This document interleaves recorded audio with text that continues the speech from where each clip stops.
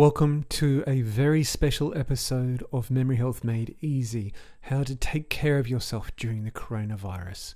I reached out to Emma and Carla Pappas to join me on today's conversation, and it is a fantastic conversation, rich with practical information on what you can do to start taking care of yourself right now in the midst of the coronavirus epidemic. Please listen to this show because we've put together a few resources that I think may just be helpful to help cut through the worry cycle, the fear cycle, the anxiety, and to start to grow into this new world, this new situation we find ourselves in, and they're yours entirely free. Join me on this wonderful conversation with Emma and Carla. G'day, this is David Norris, and this is the Memory Health Made Easy podcast, brought to you by memoryhealthmadeeasy.com. Easy to remember, isn't it? I am joined by the lovely Emma and Carla Pappas of Merrymaker Sisters. If you haven't heard of the Merrymaker Sisters, get yourself in order and come on over to the merrymakersisters.com and you can see what these two wonderful women are about. I got the opportunity to meet them now about 2 years ago, and through that early conversations and following their work, something that's really resonated with me, and especially an important point for us right now, is their work around dealing with love, integrity, and compassion themselves on their own health and well-being journey. And no doubt for many folk listening to today's episode, there'll be so many emotions rolling around in us right now that asking us to find love, asking us to find compassion, asking us to find a sense of calm in the chaos and crisis may feel like a really Herculean task. And so today I reached out to Emma and Carla to ask them to come on and have a conversation about that. And we're going to explore this and try and navigate our ways through to a space of self-care. So today's conversation is about that. And I'd like to thank Emma and Carla Pappas for joining me. Oh, that was so beautiful. Thank you so much for having us. And I feel really excited actually about this conversation because I think I'm also going to get a lot just from talking to you, David. So I'm very, very honored to be here. I feel like I almost have a more sense of calm just by listening to your voice. So that's good. Yeah. You guys are too kind, and thank you. For folk that don't know anything about the Merrymaker Sisters, tell and share, your story started one of health inquiry. You made some choices about what you were doing in life and you undertook a journey. Can you share with folk some of that journey and thinking about that self-care, love journey that you went through for yourselves? Well, I guess, we have both had histories of, deep self-loathe, I would say, loathe. How do I pronounce loathe? Loathing? I can't even spell that word either. I always do the wrong word. But like a self-hate almost, where it was, we were never good enough. We always wanted to change something about ourselves. It was usually around food and what we looked like. We had super low self-esteem, a very common thing as we grew. We understand so many shared that kind of story. And it was back in 2012 when we realized we had to make a change, that this way of thinking and way of living was not creating any joy or love or magic in our lives. And we had to make a change. And that was when we went down the path of changing the way we ate, but we also went on a mindset journey of realizing that our self-talk was kind of controlling our decisions with everything. And when we had that understanding of, okay, this constant dialogue of I'm not good enough, I'm ugly, I'm fat, you cannot do that, you're dumb, why did you say that, was kind of creating this outside anxiety, which impacted every single decision in our lives. Yeah, so then we changed the way that we ate and went down that journey, along with learning a lot about mindset through watching documentaries and listening to podcasts and things like that. And that really was like the thing that we loved. Like we loved learning about the mind and like how we can think differently and kind of create our current, moment in life, this present moment. we created our business, which was the Merrymaker Sisters, which is all based on food. And we absolutely loved that. We'd found our bliss, and going through our philosophy of, I guess, learning more about the mind, we found the philosopher Joseph Campbell, and he was all about following your bliss. And so back then we were working in government desk jobs. When we'd found this thing, we were like, we want to do this. Like, this brings joy. This lights us up. We want to bring more of this. So we decided to quit our jobs, start that, and we kind of just went down this, like, I would say, like the Alice in Wonderland, we went headfirst in and tumbled down and figured our way out along the way. And lots of changes and lots of hard moments and things where we were like, what are we actually doing? Like, we don't even know. And then I guess we came to a point in time in 2017 where we no longer were enjoying what we were doing. We were like, oh my gosh, like, we don't actually want to do this anymore, but we've created it and we kind of have to keep going with it. We're like, or do we? And so we decided at that point that we were going to have a break. So we had about a 3-month space, that we call it, of the unknown, of kind of figuring out what was our next step. At this time in our lives, I'd done my yoga teacher training. Emma had done her Pilates teacher training, just because we wanted to do more self-development. It wasn't even the idea that we were going to do something with it, but you were going through a breakup, Emmy, and I was just like, I felt really lost, and I still hadn't even really changed the way I thought about myself. Even though I was sharing stuff, I still didn't honestly love myself or even accept myself. And so when I learned more about yoga, I was like, maybe this is the thing that could help me do it. And so I just felt really drawn to that. So we did our training, we took this 3-month space, and then we were like, oh, maybe we could do something with yoga and Pilates. It's all we ever talk about. It's all we ever bang on about. It's all we ever do. So we decided to create something called Merry Body, with the idea that because we had started our yoga and Pilates practice and we created such a consistent practice, we realized not only were we transforming our bodies and creating strength and tone and flexibility, we realized along the journey that we really changed the way we thought about ourselves. Like, no longer was this exercise because we weren't good enough and because we had to lose weight and because we wanted to fit into that dress. It was suddenly we were moving because it feels good. Like, that move felt really good. Like, and I wanted to do it rather than forcing myself to do it. It like opened up this idea of, oh, I'm so grateful to be able to move. And I'm here on my mat in my yoga pose, doing my flow, just for the act of doing that, for the joy of that. And I'm not even worried about getting to the end. I'm just enjoying it. It's like, you know, that idea, Alan Watts talks about it with, you know, the dance. It's like, oh, actually, like, my exercise is for the joy of exercise, for the joy of moving, for the joy of breathing and being. So it just kind of like, this just like flowed onto every other aspect of our lives. And therefore, you're not now grasping to get to the end of that goal. You're not worried about what they're doing or what she's doing, what he has. You're not thinking, I'm not in the right place. It's like everything just kind of like makes sense.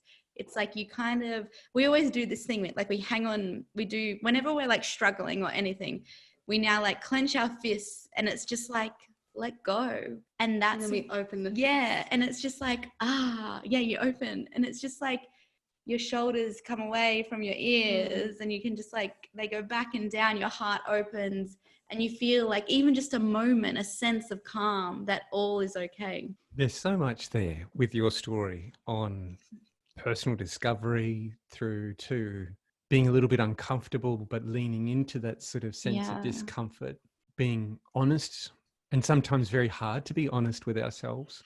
Because for folk that are listening, you probably heard a beautiful smile, you heard the relaxing, you heard the sense of letting go. And my gosh, that's so hard right now for many folk. You know, right now when we are hearing our Prime Minister here in Australia talk about locking down, shutting down, borders closing, we've got folk that are listening overseas that are in lockdown, in their rooms, quarantining in their homes. And holding on seems to be the safest thing to do right now. Holding on to habits that just go, stuff it. I just need to find a little bit of joy, and there might be the things that don't serve me well. There's so much fear at the moment in folk, and anxiety and worry and a sense of despair, a sense of the future has changed. And for me, when I hear those feelings and hear of those changes in people, I think of loss and I think of grief. And grief is a process, the point where you are at the moment, whether you're listening and you've got the rage, the loss, the worry, the denial, all of those things that might be bubbling along inside of you. We need to acknowledge those things about where we're at. How did you hold yourself in those moments when you had those in your journey that might be helpful for folk in where they're at right now? What comes straight to my mind is giving yourself permission to feel whatever you feel. And, you know, like it might not be the right feeling. I've got that in inverted commas. But it's like being okay with it. It's like, okay, I'm really angry or I'm really sad. I have no idea what to do. You know what? It's okay to feel that and to be in that feeling and to sit there for a little while. And we're very lucky because we have each other and we have such a close relationship, business-wise, life-wise, best friends, like soulmates pretty much. Like we like have been forever friends. And we're always so grateful for this beautiful relationship because it's sit with the feeling, be okay with the feeling, and then reach out. You're never alone. And knowing that, it's like even that fact, like hearing those words, you're never alone. I'm okay. I'm not alone in this. And literally when no one is alone in this is a whole world thing. And I think that is the amazing, like the first, I guess, I don't know how to even put it. The first glimmer of hope I got from this whole experience is seeing that and knowing, wow, like this is the first time I've ever felt that. Yes, that something hard is happening to the whole world, but now, whoa, the level of connection is like, oh, it gives me so much hope. Yeah, and I think, you know, when you do give yourself permission to feel, it's almost like you are allowing yourself to move through it. And like we do this a lot, like with our yoga practice and our yoga classes, in that it's okay to turn up to your yoga mat and you're angry or you're sad or you're grieving or you're impatient, you're frustrated, and you're feeling all these things. It's really interesting when you label it and you say, like in your mind or out loud, like I feel this, and then you start to move physically, you're moving your body, but then also emotionally it works as well. Like you move through the emotion. And that's why in a yoga class you might burst into tears or burst into laughter, because we're moving the emotion, we're literally moving it out of us. And I think that has been something that I have leaned on so much right now in this time. Like I'm doing way more yoga because I feel so anxious and I feel so uncertain and unstable and I'm freaking out. Like I am, because I'm scared. And so I've been using it to move through that. And what that does, it brings me back to this moment where I'm like, actually right now I'm okay. And everyone around me, they're okay. The world is not okay. The world is not okay. But I don't need to hold the world on my shoulders. I can allow myself to let go of that responsibility. I'll take the responsibility I can control, which is self-isolating and staying inside and checking in with my loved ones and checking in with everyone. But I don't need to take that on. One of the things that folk experience with significant grief, and I'm bringing up grief as a term because we might think grief as somebody passing away, but really what we're grieving about is life has changed. Yes. The life that we knew is different. Life has taken a left turn that we didn't expect, and that brings up experiences of grief. And it means that in those early phases of grief, right now, that people maybe experience or will experience, particularly as we get more and more restrictions about our movement, that there is control placed upon us. When we are in that space, our decisions, our time, a sense of time gets a lot shorter. Our sense of my thinking about my moment by moment actions become a lot more compressed. I'm not thinking about next week. I'm not thinking about 2 weeks' time. I'm getting closer to this time point, and it feels really scary because I don't know what's going to happen next. And so the things that I love that both of you spoke about then was a sense of internal dialogue about labeling and going, that's okay, very okay right now to feel that. And if we need to sit with it, that's okay. But how do we find a pathway to feeling better? And the other thing that I heard too was we've got a mind experience, a thinking experience of stress, overwhelm, a sense of anxiety, but that has a body feeling too. Oh, And yeah. folk that haven't listened to their bodies for a while because they've been in that space of thinking a lot, that might be something in their gut. I know that for me, that is my personal experience, that I feel it there. Others will have different feelings. And I want to encourage people that, listening to Emma and Carla here, is that we will have different experiences in our body, and listening and being compassionate with that, rather than winding up the mechanisms of anxiety and worry and increasing that sort of turbine on those spaces, helps by labeling it up front. There it is there. And if I just pause and breathe for a moment, there it is. I can label it. I've got a sense of control. Is a weird word because it means that we've got a firm grip on it. And that is such an illusion. It'll slide through your fingers. It'll dribble on the floor. It'll slide up the walls. It'll sink into your toenails. It'll be everywhere. And I think if we've got a more fluid experience of it, that there it is, there it goes, there it's coming again. And just being mindfully aware of that. How do we think about, right now there's so much language about control, distancing, isolation, virus, contagion, pandemic. And it feels rather scary, doesn't it? When those words are there. How do we move those space? How do we move our feeling? These are the things that I'm thinking about at the moment, because I would imagine, and folk that are listening will be going, this whole feeling good about it, it's not oh good. It's not good. It's not okay right now. Yeah. So how do we, what are your thoughts about how we roll, move, experience, relax? Yeah. And I mean, before we press record, we were saying how angry we're actually getting when we hear the words, just stay positive. You got this. And for me, that's not helping at all. I'm like, no, because it's not okay. Nothing is okay right now. That's how I feel. And that's valid. I feel this, therefore it's real for me. And I think that we need to, as you said, labeling is the best thing. And I 100% agree, use it all the time. I think that the best thing we can possibly do right now is to breathe deeper. I think as we begin to throw these words around in our mind, what happens then physically is our shoulders start to rise and our breath starts to get shallow. And here it is living up in the chest and the collarbone.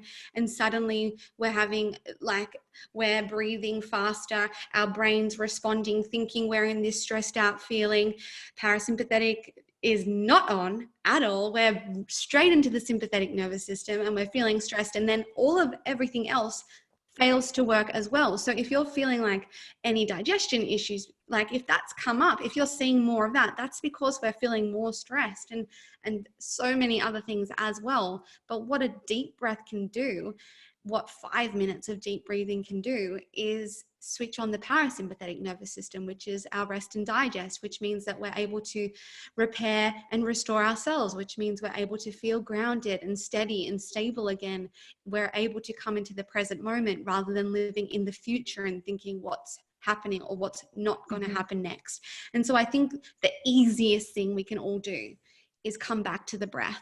And it's a constant coming back to the breath, especially in this moment where nothing feels okay. As soon as we feel that feeling, whether it's in your belly or whether it's in your heart's racing, or whether you catch your mind and it's your mind thinking everything is this or everything is that, or I'm feeling all of these things. As soon as we can catch the mind, we can then remind ourselves to come back to the breath. So what I would encourage everyone to do is find an anchor. And to find the anchor, you have to actually fall into the anxiety and fall into that stress. Because otherwise we don't know that it's happening. So we need to actually go there and then be like, I'm there. What did you say? This is my anchor. Okay, breathe. It sounds counterintuitive, but actually the more that we learn about ourselves, the more we can create tools and anchors to come back to the breath and come back to the present moment. We're actually here in this self-isolated home that I am in, although not ideal, I am okay. And I 100% agree. The breath, I mean, I rely on it, like that deep, proper breathing, which like I didn't do before all this happened. So now it's like, where is my breath? And wow, that really does work. And Carla did a guided meditation with us on our Facebook page, all the people. And oh my gosh, it just reminded me of the power of meditation. So whatever maybe would work for you with a meditation, whether it's a guided one, whether it's just finding a nice song and putting it on, closing your eyes, and all you do is focus on your breath. Another thing that I like to do is find the best music ever and dance like a crazy person. Like just go mad, just dance, just move. And that's kind of like what Carla was talking about before with yoga, using the movement to work through your feelings. But sometimes you just like need to go a bit mad, and that's perfect as well. Like put your favorite song on, turn it up really loud. Who cares about the neighbors? They'll love it. And go wild. And then it's like, here I am. Like I'm here. I'm in my body. And not in my head. I'm not like stuck wherever I was stuck. I've like come back down. I've got grounded. My feet are on the earth. I'm here. What I would love to do right now for folk that may be listening is to go through some breath exercises. Would you be up for it, Carla? Role play with me. I don't know. I'm so glad you didn't say I'd love to see you dance like a crazy. We can do that as well. There will be a verbal description around that too. She's got arms there, and oh, hang on, we're doing this. Yeah, of course. Let's do it. I think one of my favorite ones is like a really simple. Look, let's do like a grounding, kind of just a 1 minute sinking into our bodies. Let's do that first, because that feeling grounded is very important. So simply starting to close down the eyes and finding a seat, whether that's cross-legged, perhaps you're on a chair. You can even do this lying down. And just take a deep breath in through the nose. Feel the breath enter the body. And open the mouth. Exhale, pour the breath out as if you're fogging up the glass. We'll do 2 more like that. Deep breath in. And open the mouth. Exhale, letting the breath go. 1 more deep breath in. And open the mouth. Exhale, let the breath go. Starting to come to your nasal breath now, breathing in and out through the nose. Just finding your own pace, your own rhythm. There's no right, there's no wrong.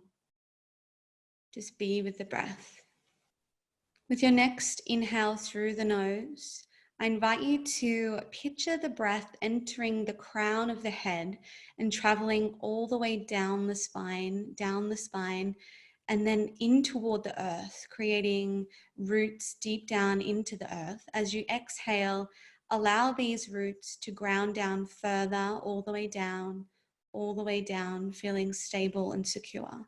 2 more like that. Inhale, the breath, the energy travels from the crown of the head, down the spine, all the way down. And as you exhale, feel this expansiveness of groundedness, connection to the earth. 1 more breath. Inhale. Energy, breath travels down. And as you exhale, feel the connection to the earth. Feel the groundedness, the safety. And then come back to your normal breath, taking you through another breathing technique, simply breathing in for 4 counts, breathing in through the nose for 2, 3, 4. Exhale for 6, 5, 4, 3, 2, 1. 2 more like that. Inhale for 2, 3, 4. Exhale for 6, 5, 4, 3, 2, and 1. Inhale for 2, 3, 4, and exhale for 6, 5, 4, 3, 2, and 1. Coming back to your normal breath. Taking you through one last technique, deepening the breath into the belly, As you inhale through the nose, feel the belly first expand. Take the breath into the side ribs, the back, and finally the chest expands. Exhale, feel the breath leave the chest, the back, the sides, and the belly. Last one, in, belly expands, side ribs expand, back of the body, and the chest. Exhale from the chest, the back, the sides, and the belly. Coming back to your natural breath, your natural rhythm, and gently blinking open the eyes. Wow.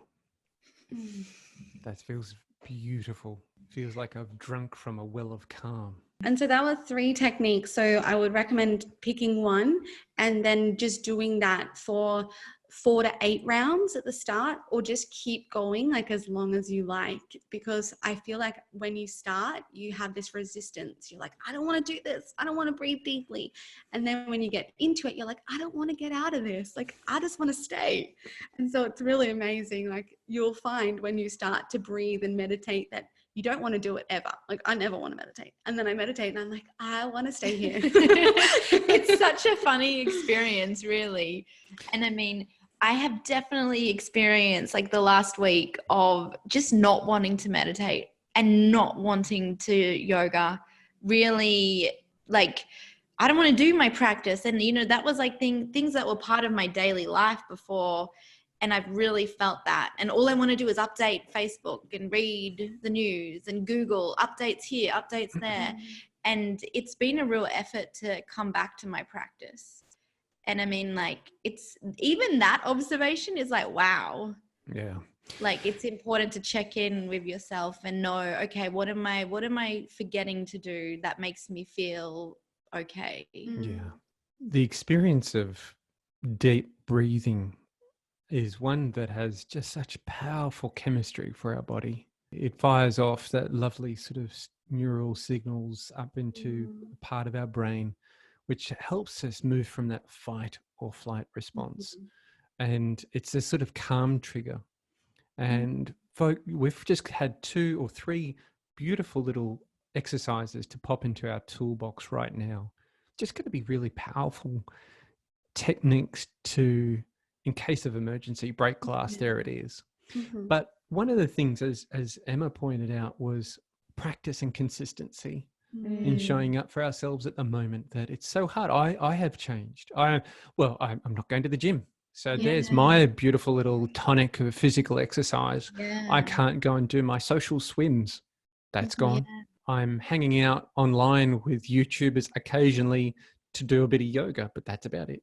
So this sense of disruption to our daily routine amplifies and makes us more vulnerable to the stress signals, or the experience of stress and the signals that occurs with it. And folk, I just want to highlight that a couple of episodes ago, I had a wonderful conversation with a gentleman called Professor Zoltan Sanyi from the University of Queensland, from the University of James Cook Uni up in Townsville, Australia. And Prof. Zoltan has a deep work in the space of understanding the neuroendocrinology experience of stress. So the neurons, the brain, as well as the hormone changes that are happening around stress. And I pulled that episode out for my listening the other day, and I was just reminded of how these signals are happening and how they are changing our experience of our immune system. And if we are wanting to think about just boxing this strategy right up now for health experience, and in trying to sustain our immune system, we need to be thinking about how we can put a wet blanket over the fire of stress, how we can start to be strategic in our thinking around sleep and its role for our immune system. These practices that Carla just gave us is a wonderful entry point to help start reclaiming some sense of power in this experience, that life has changed. Can I do? I'm feeling really stuck in that hamster wheel of social media, stress. Should I buy 10 more things of X because I think I might need it? And I don't know what the universe is going to be doing in a couple of weeks' time. And that really freaks me out. This tool that you've given us, Carla, is significant. And thank you very much for sharing it. Pleasure. Depend on it daily. And hands down, I can thank my breath for pulling me out of many stressful, awful moments. What are the things that you think are, if we were to look at first aid kit of self-care right now, and let's prioritize that, guys, in our language around a first aid kit of self-care, because this is the urgency for it right now. This is the need for it right now. This is how we can start to prioritize it with our language in our head, that it is not maybe dialing into that resistance that you might have, that it's not all good, Dorothy. But if we use a language maybe as a trigger or a cure, a pathway into this, it might be, am I performing good self-care first aid on myself today? Maybe that might resonate with somebody who's listening. Wow, a lot of stuff in this episode. Be right back into it. I want to share with you a little bit about memoryhealthmadeeasy.com and what you can find over there. Programs, resources, and community, all with one goal: to help stop avoidable memory loss. Here's a great place to start. The Memory Health Checkup shows you how to identify your personal risks and also set a map and course about what to do about them. The Memory Health Fast Masterclass gets you out of the gates quickly around applying the 9 principles for memory health for life. Want to work out your brain? Improve your brain performance with How to Train Your Brain. It's a 30-day brain optimizing program. And of course, we've got our flagship community, which is all about support, and you can ask me any question, where I'm your memory health coach to guide, support, and cheer you through the steps to achieve memory health. Come on over to memoryhealthmadeeasy.com/products where you can find out more. Now let's get back to today's episode. I think about self-care, and we've spoken about breath work today. What are some of your beautiful self-care things that you guys do for yourself or have thought for yourself right now that might be part of your routine or what you're exploring? And I think the biggest thing to remind ourselves of when we think of self-care, because I think some people get confused and think that it's like selfish, that like, oh, I'm spending this time on me when I could be doing X, Y, Z for them. But the most important thing that I've learned and that we always talk about is that when we practice these things, like, and how many times have we heard this, but we're filling our cups up. We're making them overflow. So then therefore we can give better. We can show up better as our best for others around us. So I always think, like, when I practice yoga, I'm kinder to Emma. I am more patient. I am more compassionate. When I don't, I snap more. I get frustrated. I get impatient. I get angry. And then I'm like, oh, I haven't done my yoga. Like, if I'd done that, maybe that would have been a different outcome. So just because we're thinking like self, like you, the center of your world, because you're the center, then it ripples out. And who knows how far that ripple effect goes, because you affect someone else, then they smile at someone else, they bring a spark of joy to someone else's life, and then it goes on and on. So I think we got to remember that as well. Yeah. But what's in your toolkit? Well, as Or Carla first aid said, kit? yoga, definitely yoga. And movement, really. Like every day, I need to move my body, whether that's Pilates, yoga, what used to be lovely beach walks might not, like, I think we will obviously be able to go outside, but sometimes the beach is really busy and, you're walking on skinny paths, you're very close to one another. So maybe more at-home practices, which we already did anyway. So we're kind of lucky in that it's not like a huge new habit to create. We already did that. But yoga at home, Pilates at home. I think I'm going to add on this dancing like a crazy person more often. It's very fun. I highly recommend. But also eating really beautiful, nourishing, healthy food.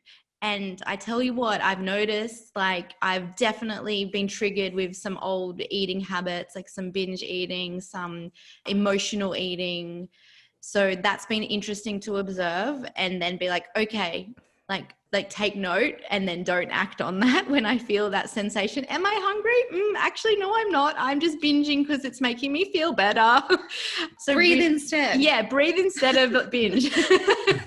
But definitely making sure I eat healthy food because I don't want to rise more anxiety from going back to my unhealthy eating habits. And then I think like simply drinking enough water as well. Like I think if we have now changed our environments, so our normal workday looks very different for a lot of us. Now we're at the kitchen table and we don't have access maybe to, we're used to going to the kitchen at the office, and that's when I would fill up my water cup, and now everything's changed and I'm confused and where's the water and where's this. So I think it's like having like a big bottle like at wherever you are at your desk and making sure you drink enough, because we don't want to be dehydrated either. Carla just demonstrated a very large water bottle, folk. It's much bigger than mine. And then I think like the connection thing. Yes. So, and again, it might not be that you're in real life with anyone, and that's okay. We can still connect virtually, whether that is sending voice message, we like to voice message, sending a video message, or hopping on a FaceTime call, a Zoom call. We have access to so much of this technology now that we can always be connected. If not in real life and next to each other, we can still check in and talk and connect that way. And I mean, even like silly things, not even silly, that we've seen pop up, like connecting via Netflix, like doing a Netflix party, and you get to watch the same show at the same time as your friends and talk about it. And as weird as that sounds, like it's reminding us of that life is still there, and that like we still have our friends and we still have our family, and it makes us feel safe again. I think it creates that feeling of safety that we're not alone. And I think that might be a feeling that a lot of people are feeling right now, that I'm alone in this. And I think especially for people who do live alone as well, because like that's an interesting thing. It's like you have to self-isolate, and maybe you were okay living alone, but you also probably went out and socialized. So it's very different now. As someone who does live alone, I've thought about that. I'm like, oh, like that's interesting. Like, will I go crazy? Luckily, Carla lives in the same apartment block. So like we can just like sneak over to each other's houses, and we also work together. But I did think about that. It crossed my mind. So super important to stay connected. And I mean, this is like set up Facebook groups, like set up all your little catch up friendship groups, set them up. Put everyone in, and then you can do all the same group calls. So it's like, you know, your screen looks like the Brady Bunch screen. You have all the little heads, like on the Zoom call as well. But Facebook's so easy. If you're on Facebook, it's all there. Set up your message group, press call, and then people will pick up, and boom, all your friends. And like do it with fun things. So if it's like you went for coffee every Tuesday morning with this group, keep that in your schedule. If it is a Friday night, then keep it in. And even like yoga together, do yoga together and FaceTime each other, like so fun. And then I think the other thing that's probably in our toolkit is like, which I think is going to be increased by this moment in time, is like getting creative and like making things and writing things and painting things and cross stitching and things that you always wanted to do, but you never had the time to do. Suddenly you have this space. Instead of watching Netflix, which is the easiest thing to do, sometimes the hardest, so hard to pick. You can color in, you can do that cross stitch, you can paint, you can write, you can start a podcast. Like there's so many things that we can do. And I mean, I think we're probably going to see an influx and increase of creativity happening. Well, I tell you what, how good are all the videos like from Italy, like the music, and people obviously they're bored as well in self-isolation and quarantine. So they're just creating these amazing pieces of content. And I'm like, oh my God, does it spark joy and love and all that's good in the world that still exists amongst this chaos and uncertainty. So yes, I love that. It's like almost scheduling in that time during your day. Like this is my creative hour where I'm going to journal, I'm going to write, or I'm going to work on my art.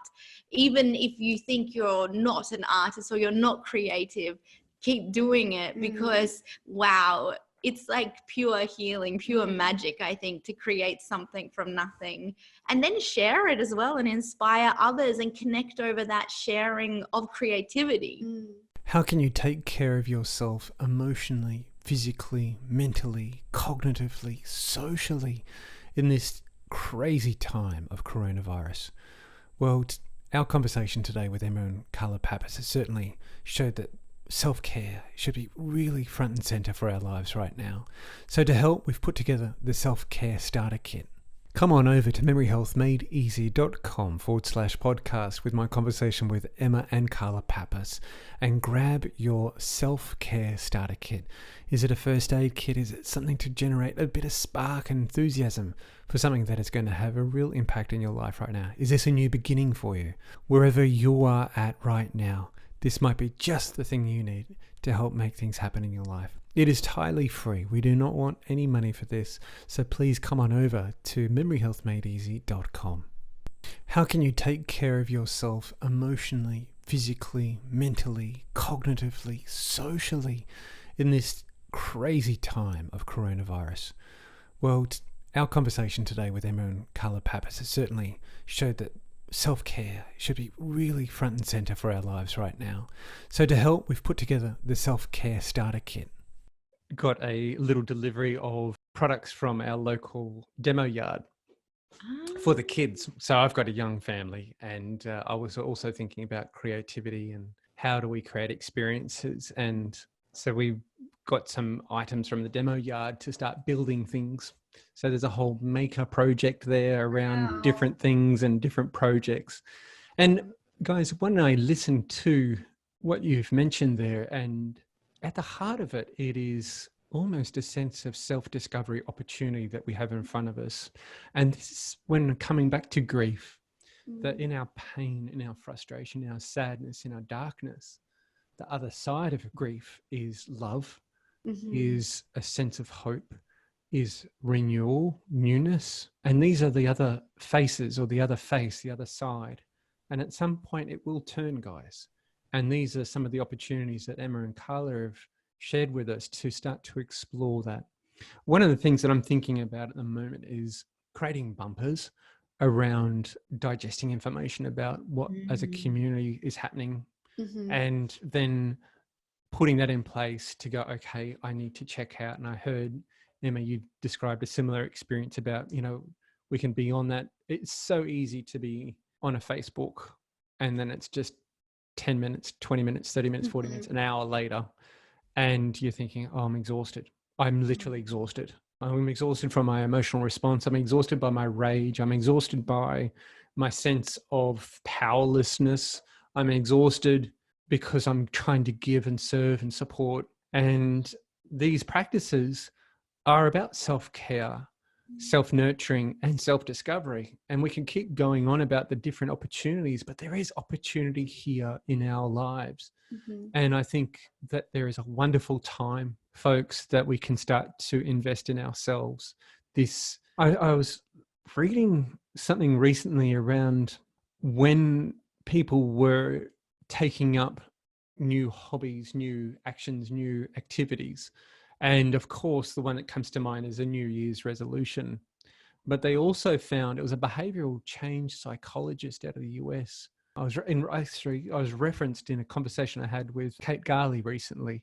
And Kate shared this experience of how we can change habits. And in that, she referenced this particular behavioral psychologist. And her work was one that she was doing at Google, which is to help with behavior change and when things are good to start. And it was obviously the beginning of the year, beginning of the week, beginning of the month. And guys, we've got a beginning here. We've got a beginning again, and it's just quite traumatic at the moment with change and adjustment, but there is a beginning. And that beginning could be a thing of opportunity and change and growth and love, but it's terrifying and it's concerning and it's deeply, deeply fearful. And that's okay. Yeah. There's a gentleman who was instrumental to my understanding of grief. His name is John O'Donoghue. Sadly, he's passed away now. He is an Irish, you could say, an Irish poet, theologian, but he ended up navigating back to his deep Irish Celtic roots. And he often spoke about moments of not where we're heading to, as in the destination. I think you mentioned that earlier, Emma. It's not about the end point, But this is us standing at a threshold, and at a threshold, it is uncertain about the next step. But how do we step forward with a sense of purpose, a sense of comfort or ease, and as weak and as shallow a cup that we can hold for that, how can we step forward? And I think you've shared some wonderful things there. Another thing that I think is really important that I'm seeing, particularly in that Italian context, is altruism, that sense of giving of self to the greater good or community.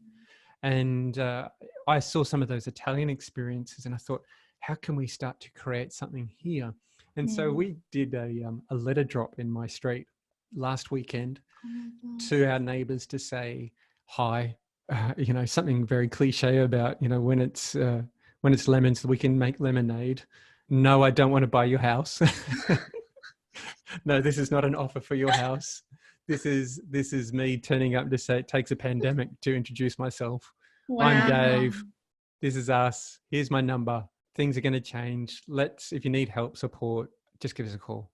Oh, that's amazing. Yeah. So altruism is another path that we could start to think about. I saw something recently come through about somebody created a flyer about creating a driveway afternoon chat, which is everyone on their driveways. So sharing those afternoon moments. I love that. These are wonderful opportunities about being creative that need maybe a little bit of help, a little bit of support. I know you guys have got some wonderful stuff over there at your website at the Merrymaker Sisters. What sort of things could they, you know, learn from you guys that you've got there? I know you're doing something really cool at the moment. Yeah, well, and thank you for the opportunity to share. With all of this chaos, we felt, I guess we were like really close to it because we saw so many of our friends going through things. We have friends from Italy and we have friends from the US, and we're getting all of this information like early. And so we were like, we have to do something. So we opened up Merrybody doors for free because we knew that people were going through self-isolation and quarantine, and to be able to move your body and to meditate, because it's unlimited yoga, Pilates, meditation, should explain what it is, at home creates that sense of calm and that stableness and steadiness. So you can still join for free over at the merrymakersisters.com/free studio. We don't need your credit card details. It's just your name and your email. We don't want anything from you. We just want to give it to you and have this tool in your back pocket. Of course, we also have lots of healthy recipes. So if you are getting your bake on, if you are getting your cooking on, make sure you do head over to the website as well. You'll find lots of free recipes. I think there's over like 600 there, and they're all gluten-free, grain-free, dairy-free, refined sugar-free. So if you have a dietary requirement, I think we've got it covered. So once again, the merrymakersisters.com, check that out. And of course, follow us on Instagram as well at the Merrymaker Sisters. We would love to hear from you via message if you've listened to this, what you got out of it, if you've implemented something. We always love to connect with people and just chat as well. So make our day by chatting with us. Well, I feel like we always were available online. Like we just loved chatting to everyone, but now it feels like even more drive to do that and connect with everyone. I mean, we're just asking how everyone is who kind of comes into our Instagram message box or on Facebook and in our group. So like, that's why I've just like, it's like just that drive to connect even bigger. And I don't know, I feel like that's such a magical thing. Help where we can. Yeah, exactly. Yeah, that the desire to just help. But yeah, come and say hello. I think if anyone's listening today and they haven't perceived it, I think they would have, which is, you know, your beautiful names describe exactly what you're about, you know, merry makers. And oh my gosh, we need you guys now. We need that beautiful opportunity that you have there for people to explore and take up, you know, how to listen to their bodies, move with their bodies. And if you're looking for something, I'd thoroughly recommend going over to the Merrymakers and jumping on Carla's recommended site. I'll have that in the show notes. So guys, you can grab that there. I want to thank you very much for your time, energy, spirit, the work that you do, and the focus and the commitment that you're bringing to your community and others as well. I'm very grateful for the chance to have a chat today and share how we can discover, explore, and start to use self-care practices in this time of crisis, in time of corona. Is it first aid for you? Is it a sense of exploration and creativity? Is it something that you want to start to feel love, compassion, a sense of ease, whatever that pathway and journey is for you to connect with these type of techniques, I'd encourage you to start today. So Emma and Carla, I just want to say thank you very much. Well, thank you so much for having us. And I can't wait to talk to you now on Yeah. our podcast. I'm like, I just want to ask you all the questions. But we are so grateful. This has been amazing. All right. Thanks so much, guys. Wow, what a great conversation with Emma and Carla today. And I think really timely given all that's going on around us right now. So if you're at home, you're in your office, wherever you might be isolating yourself right now, and you're feeling anxiety, the brush of it, you're feeling overwhelmed, you've got that worry mind. I know for me that it's a thing that is emerging and disappearing as I take confidence in the things that I'm doing, but also as I lose touch of my routine, that I need to be reminded of the key points in today's conversation. I hope you've taken something out of it today, whether it's the self-care first aid, whether it's a starter, whether it's an opportunity, whether it is just something around survival. Please slide into this moment and use some of these things. Take one and apply it in your life. If you're after a little bit more, I've put together a self-care starter kit, and that is just to help us get out of the blocks on this. It's really based on our conversation today, and to go a little bit deeper for those folk who want to. It's yours free. Come on over to memoryhealthmadeeasy.com/podcast and you'll see the conversation with myself, Emma and Carla. I'm Dave Norris. Thank you very much. Stay safe, everyone, and start practicing social distancing, washing your hands, and investing in your self-care. Thank you very much. Talk to you soon. Bye. The purpose of Memory Health Made Easy podcast is to educate and to inform. It is no substitute for professional care by a doctor or qualified professional. This podcast is provided on the understanding that it does not constitute medical or personal professional advice or services. Instead, we would encourage you to discuss your options with a healthcare provider who specializes in your particular needs.